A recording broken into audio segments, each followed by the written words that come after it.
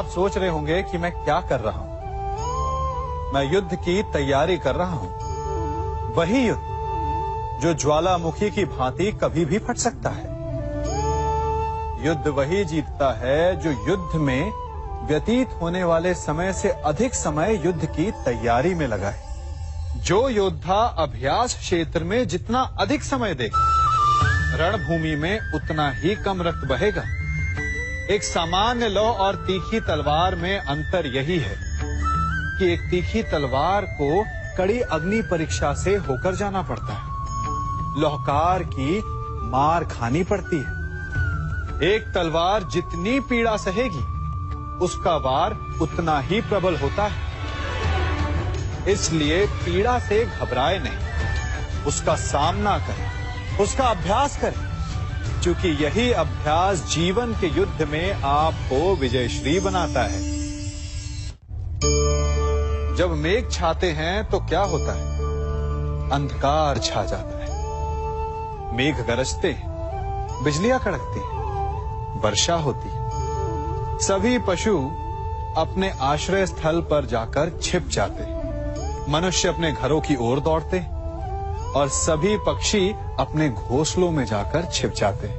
परंतु एक जीव है जो गरजते मेघों को, कड़कती बिजलियों को, भारी वर्षा को भी हरा देता है। वो जीव है बाज, क्योंकि वो समस्या की जड़ों से ऊपर उड़ता है। वो गरजते मेघों से, कड़कती बिजलियों से, भारी वर्षा से, इन सब से ऊपर।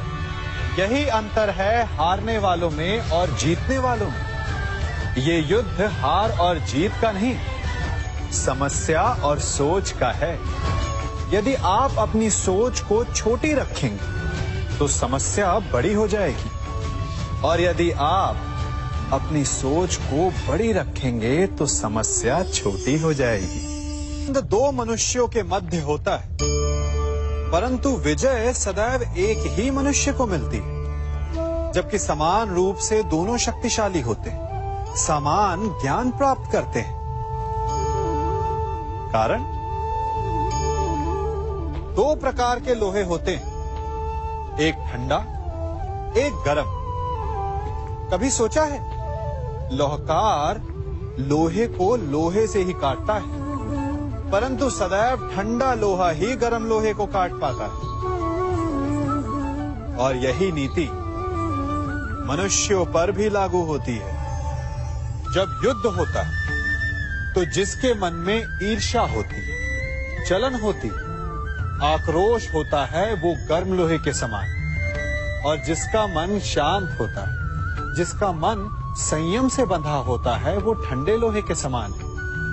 और वही ईर्ष्या और द्वेष नामक गर्म लोहे को काट सकता है।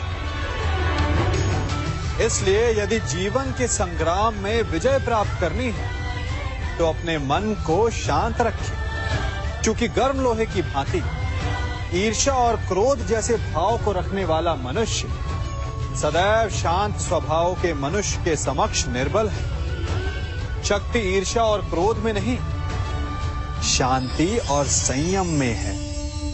सभी बड़े सदा यही कहते आए कि यदि आगे बढ़ना है तो अपनों का साथ दो। सत्य कहते हैं, अपनों का साथ देना ही चाहिए, परंतु साथ देने से पूर्व ये अवश्य पहचान लेना चाहिए कि अपने हैं कौन। क्या अपने वही होते हैं जिनके साथ हमारा रक्त संबंध होता है, या अपने मित्र? अपने वो होते हैं जो हमें सद्कार्य के लिए प्रेरित करें, हमें आगे बढ़ाएं, हमारा साथ दें। और वो जिनका साथ देने से समाज का नाश, धर्म की हानि हो, वो सगे हो करके भी सगे नहीं होते। इसलिए जब अपनों की परिभाषा का चुनाव करें तो उन्हें अपना माने जो आपका साथ दे, उन्हें नहीं जो हमें अज्ञान के मार्ग पर ले जाएं। सीमा एक रेखा ही नहीं, एक परिभाषा भी है। सीमा हर किसी की होती है, प्रेम की, धैर्य की, मित्रता की और शत्रुता की भी। और जो सदैव सीमा में बंधे रहते हैं वो सामान्य मनुष्य बनकर रह जाते हैं, परंतु जो समय आने पर सीमा तोड़ देते हैं वही भविष्य बनाते हैं, क्योंकि सीमा केवल आपको मर्यादा में नहीं रखती, आपको बांधती भी है। अब ये आप पर, मुझ पर, हम सब पर निर्भर करता है कि ये जाने कौन सी सीमाएं हमें बांधती हैं और कौन सी सीमाएं शक्ति के नए मार्ग समक्ष लाती हैं। इसलिए सीमाएं तो जो कर सकते हो उससे अधिक करने का प्रयत्न करो, तभी नई सीमाएं बना पाओगे। भाग्य क्या है? जो आपने किया उसे भोगना भाग्य है, या जो आपके पूर्वजों ने किया उसका फल भाग्य है? नहीं, भाग्य वही है जो आपने किया, क्योंकि हर मनुष्य को अपने कर्मों के फल भुगतने होते हैं। इसलिए यदि जीवन में कुछ भी करें तो उस पर अपनी दृष्टि अवश्य रखें, क्योंकि आपके एक कर्म का फल आपका भविष्य बदल सकता है। हम वही बनते हैं जो हम चुनते हैं, क्योंकि वही हमारा भाग्य बनता है। मनुष्य सुंदरता से आकर्षित होता है, उससे प्रेम करता है और असुंदर को देता है। ऐसा होता है ना? क्या आप ऐसा नहीं करते? करते हैं। तो सुंदर और असुंदर की परिभाषा क्या है? इस आकर्षण और विकर्षण का कारण क्या है? कभी सोचा है? कभी सोचा है कि जिससे आप प्रेम करते हैं, जिसके प्रति आप आकर्षित होते हैं, अचानक से उसके लिए मन में वितृष्णा आ जाती है, और जिसके प्रति घृणा होती उसके लिए एकाएक आपके मन में प्रेम उमड़ आता है। कारण है दृष्टिकोण। क्योंकि सुंदरता आपके मन में होती है, आपके सोच में होती है, आपके दृष्टिकोण में होती है। इसीलिए किसी को कीचड़ में खिला हुआ कमल सुंदर लगता है, और किसी को निर्मल चंद्रमा में भी कलंक का धब्बा दिख जाता है। यदि आपको सुंदरता अनुभव करनी, हर पल आनंद में रहना है, तो अपने दृष्टिकोण को सुंदर बनाएं और अपने आप सब कुछ सुंदर बन जाएगा। हम अपनी सोच और संसार की मान्यता के अनुसार अपने विचार बनाते हैं। जैसे सत्य कहना धर्म है, असत्य कहना पाप, सहनशीलता धर्म है और क्रोध करना अधर्म, उपकार करना, जीवों पर दया करना धर्म है और निष्ठुर होना अधर्म। परंतु क्या यही सत्य है? क्या कभी कभी परिस्थितियां इन आवेशों को उल्टा नहीं कर देती? करती है। यदि इस संसार में कुछ धर्म है, कुछ पुण्य है, कुछ महान है, तो परिस्थिति के अनुसार चलना। जटायु स्मरण है आप सबको, वो जिन्होंने रावण पर क्रोध किया था, उस पर आक्रमण किया था। उस समय जटायु का क्रोध पाप नहीं था, धर्म था।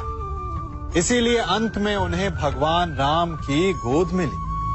और कुछ ऐसे भी होते हैं जो धर्म को सहनशीलता समझकर हर अन्याय को सहते हैं और अंत में वो बाणों की शैया पाते हैं। यदि कोई पशु या व्यक्ति अकारण आक्रमण करके किसी निर्दोष के प्राण लेने की चेष्टा करे, तो उसके रक्षा हेतु उसका वध कर देना पाप नहीं, समय की मांग है। क्योंकि आक्रमण भी आत्मरक्षण ही है।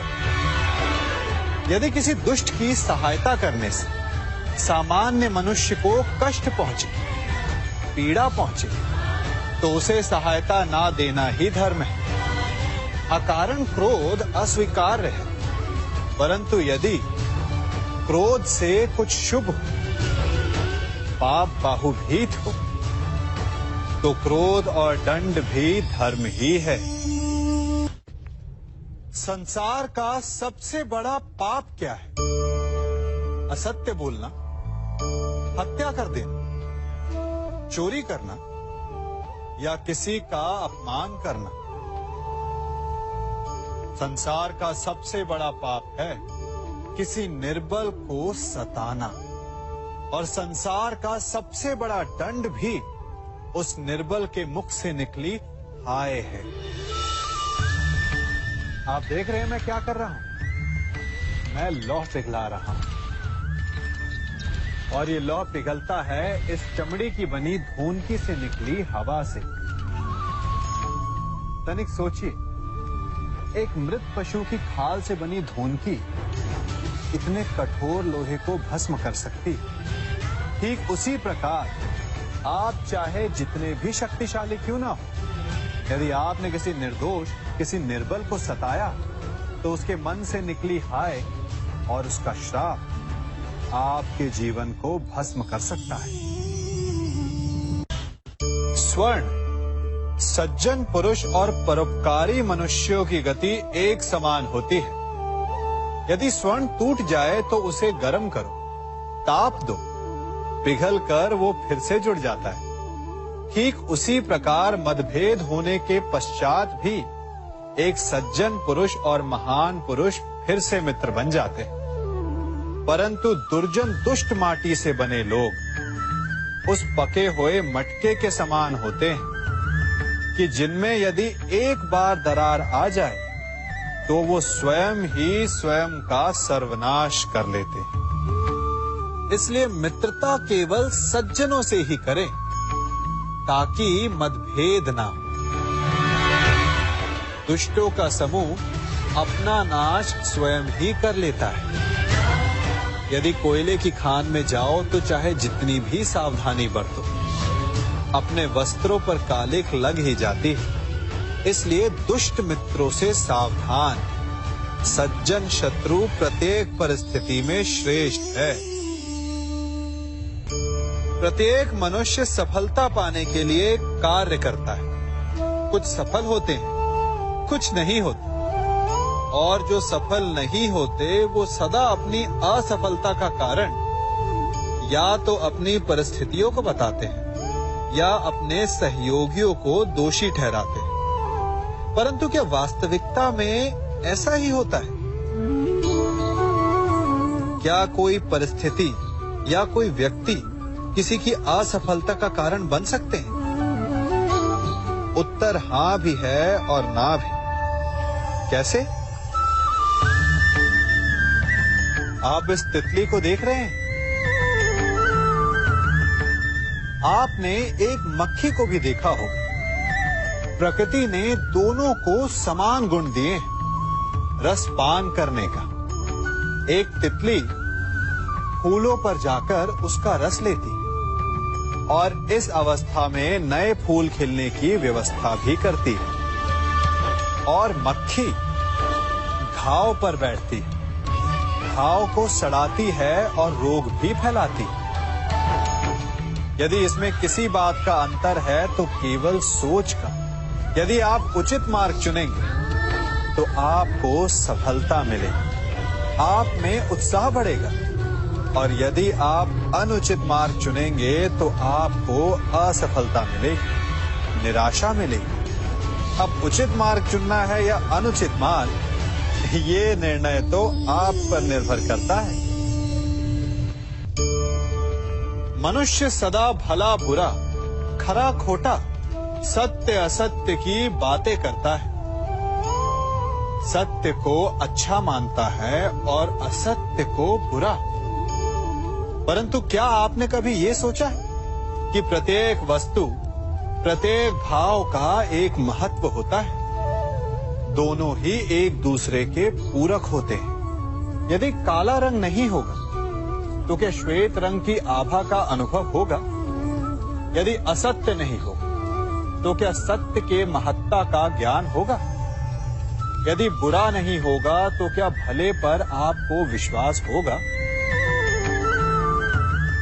कुछ महत्वपूर्ण है तो दोनों के मध्य का संतुलन। बुरी से बुरी वस्तु, समय या भाव, कोई ना कोई स्वयं में शुभ छिपाए रखती है। कभी काले गरजते मेघों को देखा है? उसके किनारे भी एक स्वर्णिम आभा होती है। उसी प्रकार यदि आपके जीवन में बुरा समय आए तो आपको अपने सच्चे मित्रों की पहचान हो जाती है। तो बुरे समय में निराश ना हो, उसमें भी कुछ शुभ खोजने का प्रयास करें और धीरे धीरे सब कुछ आपके जीवन में स्वतः शुभ हो जाएगा। संसार में सबसे महत्वपूर्ण क्या है? दृष्टि या दृष्टिकोण, समझ या सोच? सामान्यतः मनुष्य की दृष्टि और सोच में अधिकतर वो वस्तु, वो घटनाएं, वो भाव श्रेष्ठ हैं जो हमें आनंद दें, और जो हमें आनंद नहीं देते उन्हें हम दुखदाई मान लेते हैं। परंतु दृष्टिकोण और सोच को यदि एक भिन्न कोण से देखें तो परिस्थितियां भिन्न सिद्ध हो सकती हैं। जिस प्रकार भीषण गर्मी हमें सुहाती नहीं, परंतु वही गर्मी सागर और नदियों के जल को वाष्पित करती है और हमें मनोरम वर्षा का आनंद देती है, उसी प्रकार भीषण परिश्रम के पश्चात हमें सफलता मिलती है। शिक्षा के पश्चात हमें हमारा लक्ष्य मिलता है। तो सदा स्मरण रखिएगा कि दुख और पीड़ा से भागे नहीं, क्योंकि यही भविष्य में आने वाले सुख का मूल है। जब भी आपने यात्रा की होगी तो अवश्य अपने मार्ग के आसपास कुछ रिक्त स्थान देखे होंगे, कुछ खेत देखे होंगे, कोई ना कोई भूमि का टुकड़ा अवश्य देखा होगा। कुछ स्थान ऐसे होते हैं जहां पेड़ लगे होते हैं, जहां माली बड़े प्रेम से उन्हें बोता है, उन्हें सींचता है।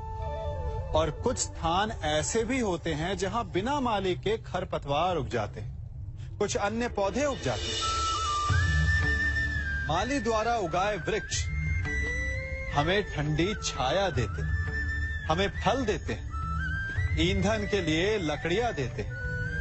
और बिना परिश्रम के उपजित खरपतवार यदि कुछ करते हैं तो ये कि वो भूमि को बंजर बनाते हैं। हमारा मन भी रिक्त भूमि की भांति होता है।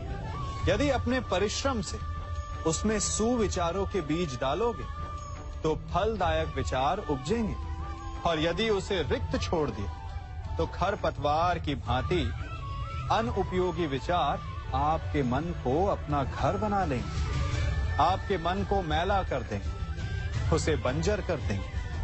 अब निर्णय आपका है कि आपको सुविचार देने वाला मन चाहिए या कुंठा देने वाला। जल प्रकृति को इस संसार की सबसे अनूठी देन है। वो महासागर में भी मिलता है और मीठे तालाब में भी, वो पवित्र गंगा में भी होता है और दुर्गंध आती नाली में भी। हम तालाब और नदी को सम्मान इसलिए देते हैं क्योंकि उसका मीठा जल हमारी प्यास बुझाता है।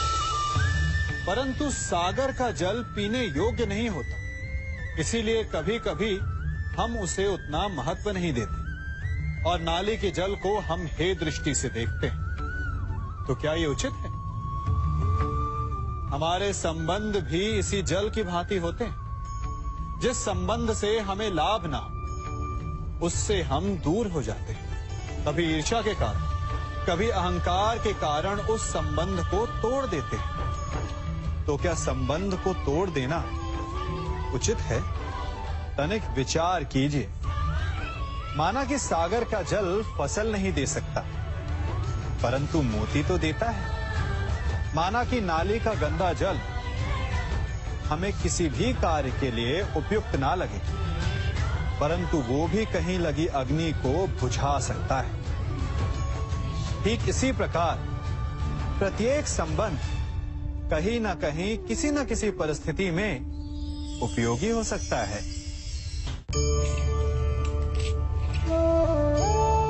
बड़ी विकट समस्या है।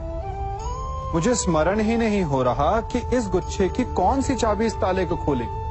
बड़ी देर से प्रयास कर रहा हूं, परंतु ये ताला खुल ही नहीं रहा।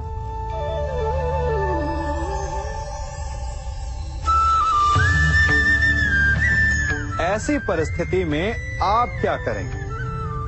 अधिकतर लोग ऐसी परिस्थिति में अपनी आशा खो बैठते हैं। उन्हें लगता है कि चाबी खो गई। वो तिलमिला जाते हैं, क्रोधित हो उठते हैं। परंतु उस समय धैर्य रखें तो गुच्छे की अंतिम चाबी ताला खोल सकती है।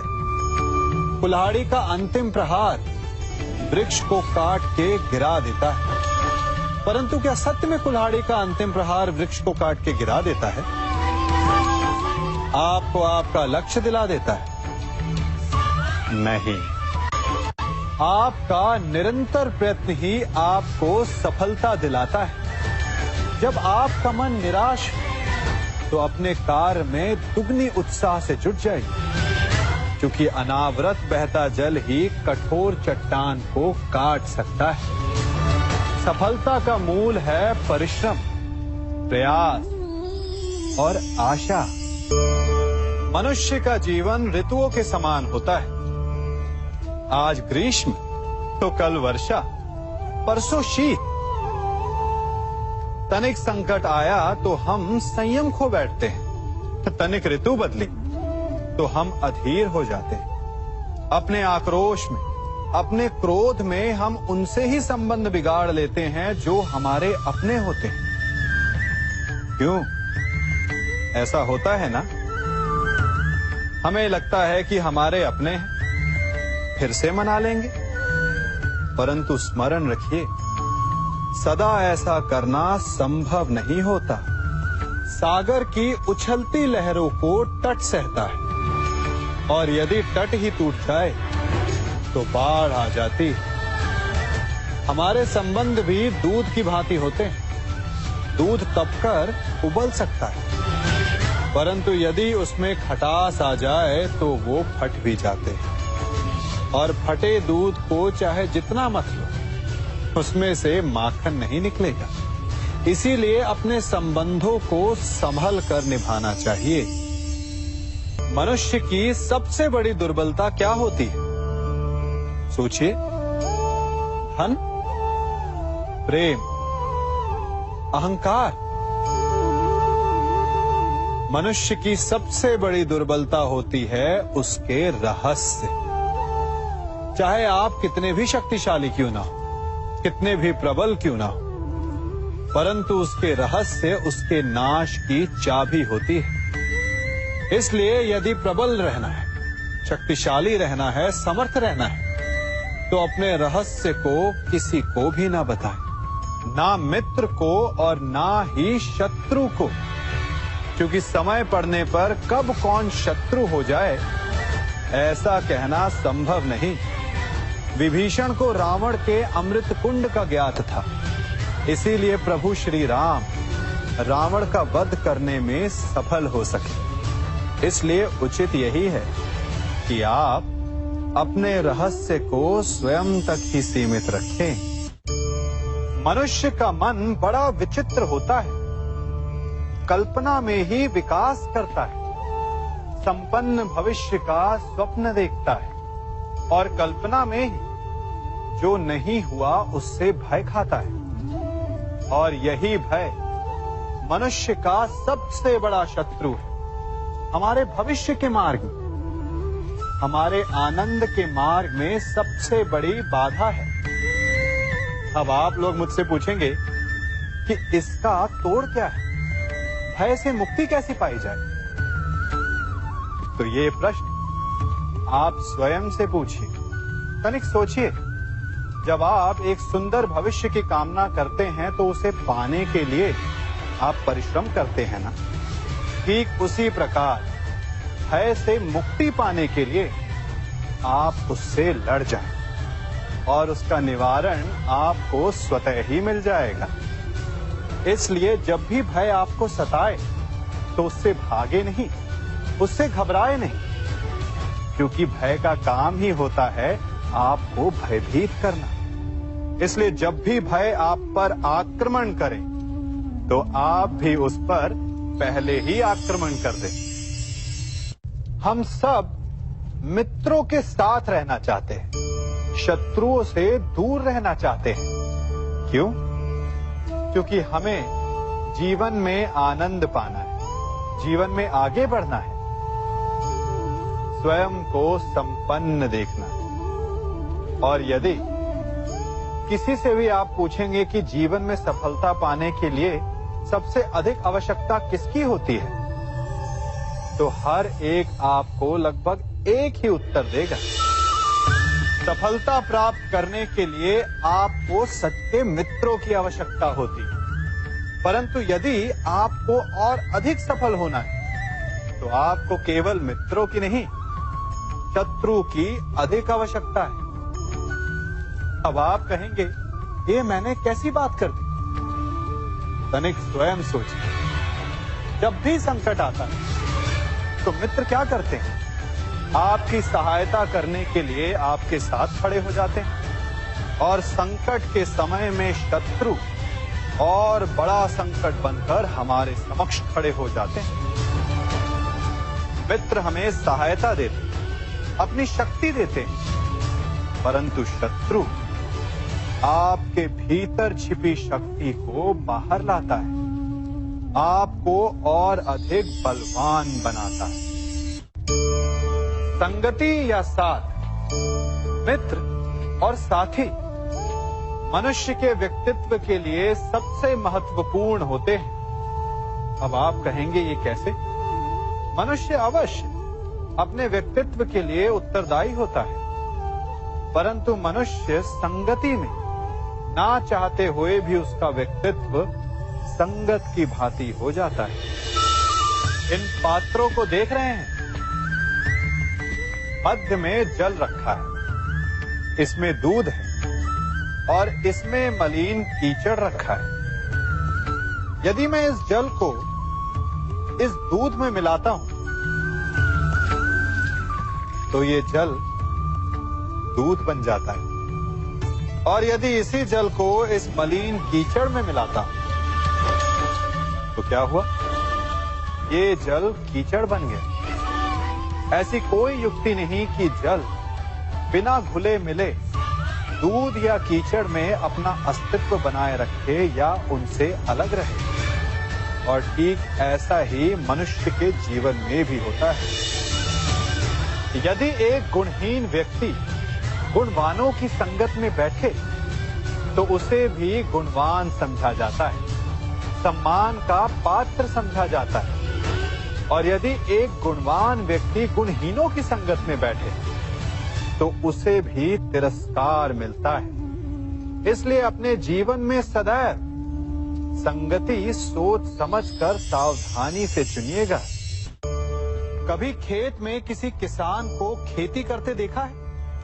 वो उसे सींचता है, उसे जोतता है, पशु पक्षियों से खेत की फसल की रक्षा करता है, परंतु एक बात का वो सबसे विशेष ध्यान रखता है कि कहीं खेत में खरपतवार ना उग जाए, क्योंकि एक खरपतवार खेत की सारी फसल को नष्ट कर सकती है।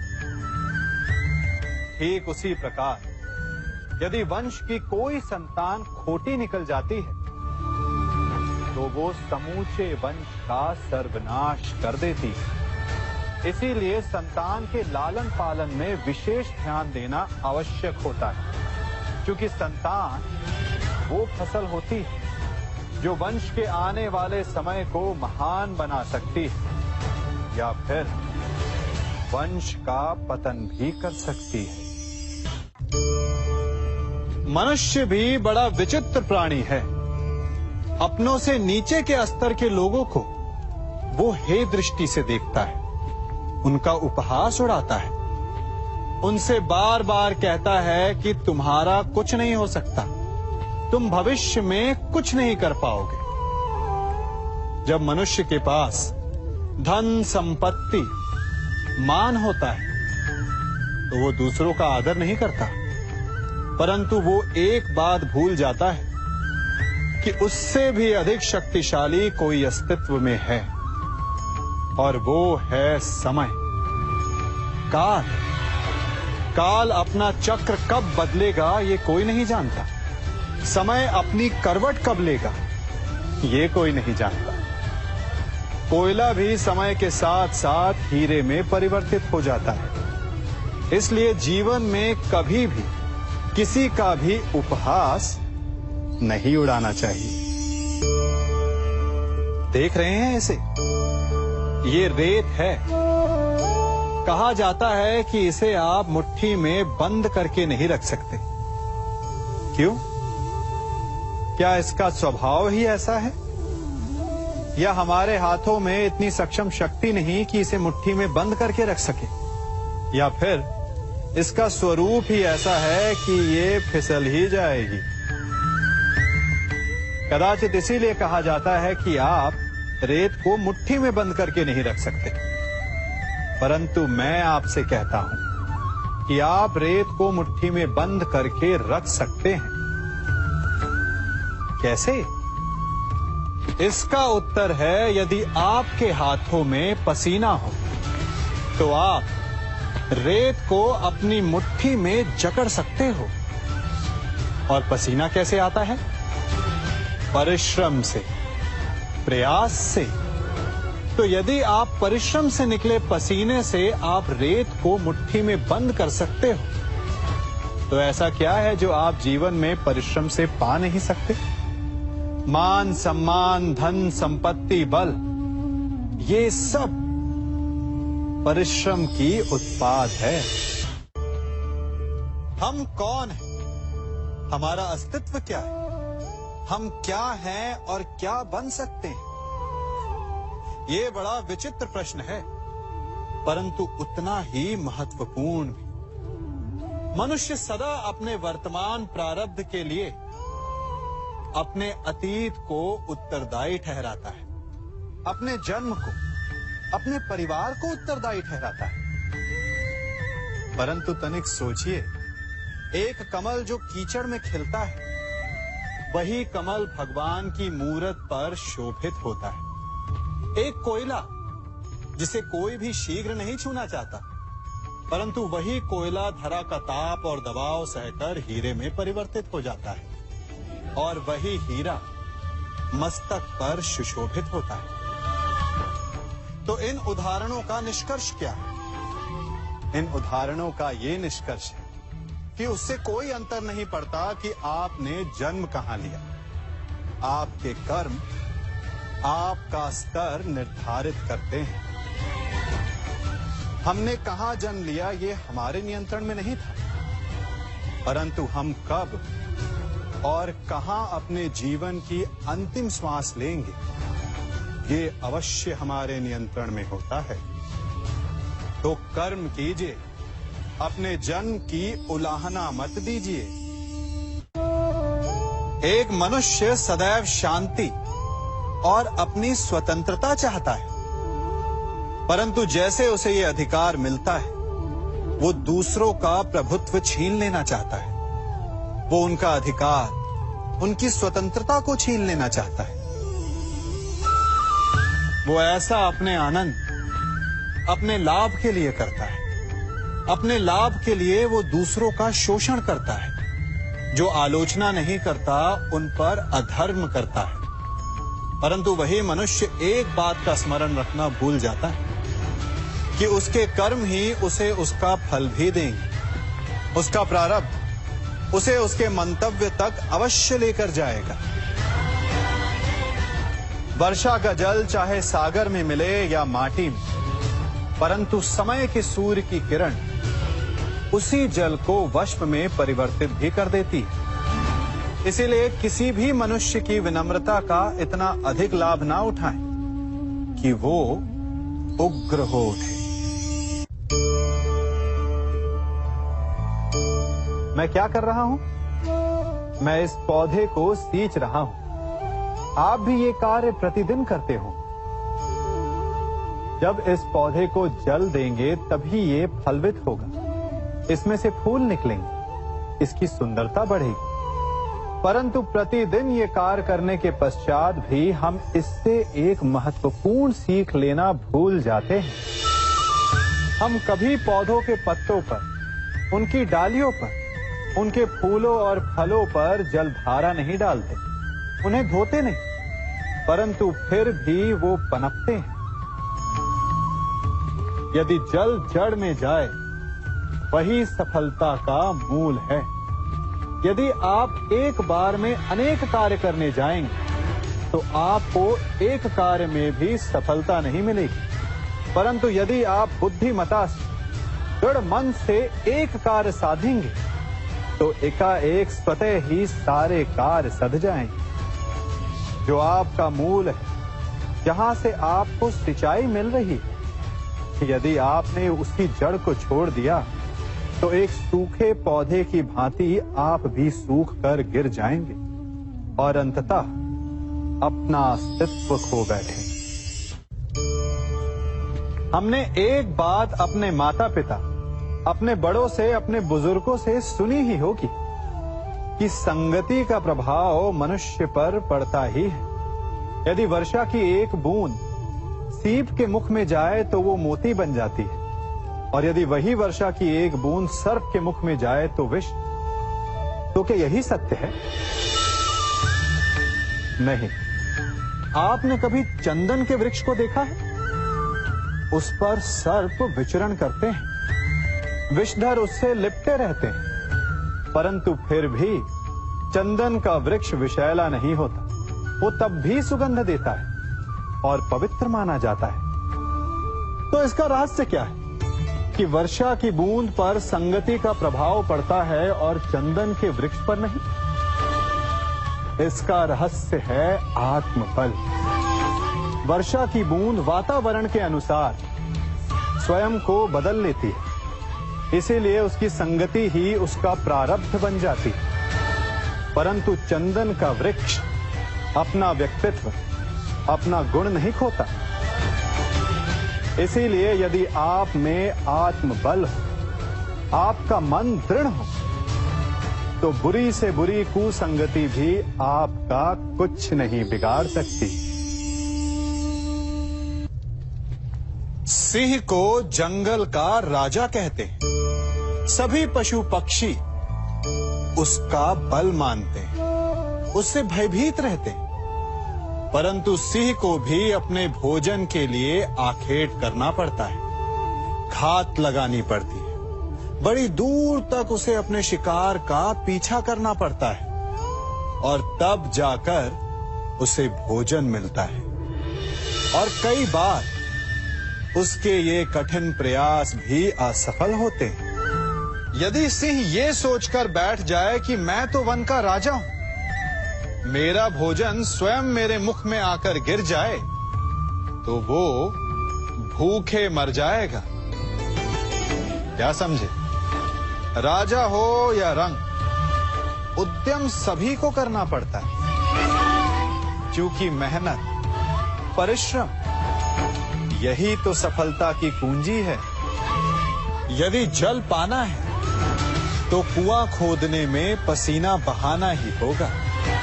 यदि सफलता पानी, तो रात दिन परिश्रम करना होगा। बिना परिश्रम के तो देवों को भी अमृत नहीं मिलता। इसलिए परिश्रम कीजिए, आज नहीं तो कल सफलता अवश्य मिलेगी। देख रहे हैं इसे? ये बड़ा भयंकर अस्त्र है। अब आप कहेंगे कि ये छोटी सी धातु भला किस काम की? आप चाहें तो इस धातु से वस्तुएं जोड़ लें, या फिर चोट भी खा सकते हैं। ये एक धातु लकड़ी के दो पट्टों को एक करके जोड़ सकती है, या फिर आपके शरीर में लग जाए या चुभ जाए तो आपको बहुत बड़ा घाव भी दे सकती है। इसलिए एक बात सदा स्मरण रखें, कोई भी वस्तु छोटी या बड़ी नहीं होती, सबका अपना महत्व होता है। यदि आपको स्वयं बड़ा बनना है तो कभी किसी को छोटा समझने की भूल ना करें। यदि छोटों का साथ लिया तो आप स्वयं बड़े बन जाएंगे, और यदि उनका तिरस्कार किया तो इस धातु की भांति चुपकर वो आपका मार्ग भी रोक सकते हैं।